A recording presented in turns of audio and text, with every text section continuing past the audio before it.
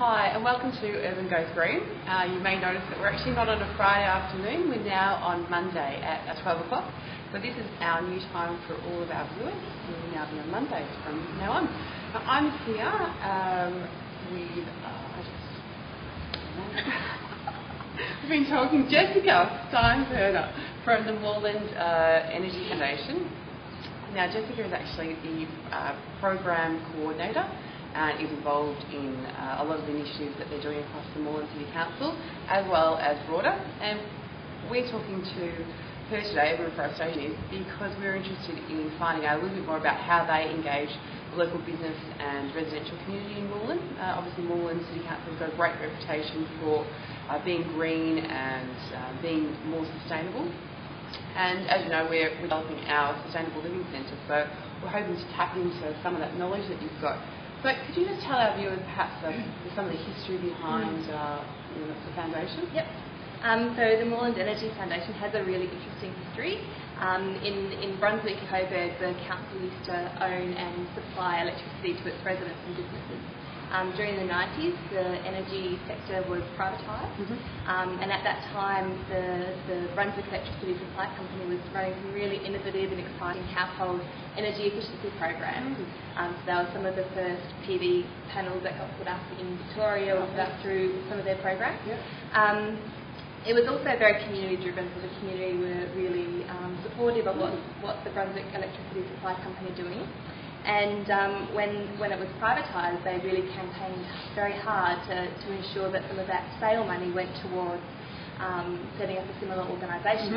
And so that's where the Moreland Energy Foundation came from. Sure. We have a really, really strong history in community involvement and community in Moreland, wanting to have advice, independent advice and resources that they can use sustainably. Sure. So when you mentioned that it was community driven, was that driven through activism? Like were they upset about the change or the privatisation of the company, or how was it driven by the community? I think just because there was, through the work that the Brunswick Electricity Supply Company had been doing, there was a lot of community support, so they were directly working with households and businesses already to be more energy efficient.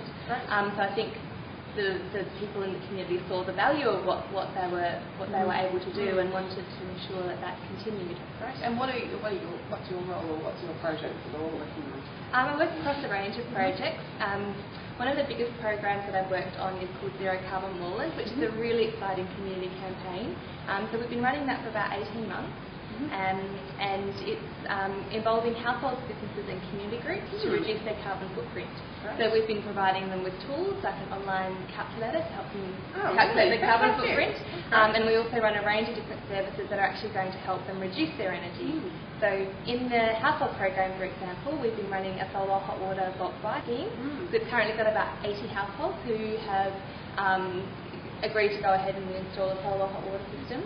We've also run a draft proofing service. So draft proofing is a really easy way to reduce your carbon emissions and make your home more comfortable, but it's often one that doesn't get done. So we've been providing a service with a local partner to ensure that people's homes are draft proof. In the business program, that's also a really great program. We've got currently, I think, about 50 businesses involved.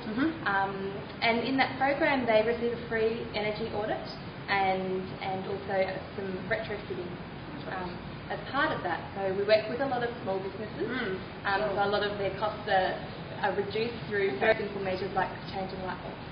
And what are some of the results that you've seen without kind of putting on the spot? Well, a lot of in the household program, a lot of people have done some very small changes, so draft proofed or changed some light bulbs, or they're reducing their car trips, and they have reduced their carbon footprint by at least 25%. That's obviously we're hoping to do in Docklands as well, is trying to get some of those programs. We're doing a waste audit too, which is what we mentioned a couple of weeks ago that we're doing in Dock 5 and a couple of the other apartment blocks around. So with the main aim of actually seeing how much waste we've got, trying to reduce it. But that'd be fantastic to do even a draft program, such a simple thing, or an energy measure or radar. And so effective. Yeah, that's fantastic. Well, look, thanks very much for joining us today. You're welcome. Thanks for having us along. And we'd love to be in touch with you just to find out what some of the programs are and perhaps how we can tie them in to provide those services to the Dockland residents and business community. It would be Fantastic. So thanks very much. And if you want to find out any more information about the Moreland Energy Foundation or our waste audit program, then just contact us at Urban Reforestation or come into our shop and say hello. Look forward to seeing you next Monday at 12 o'clock.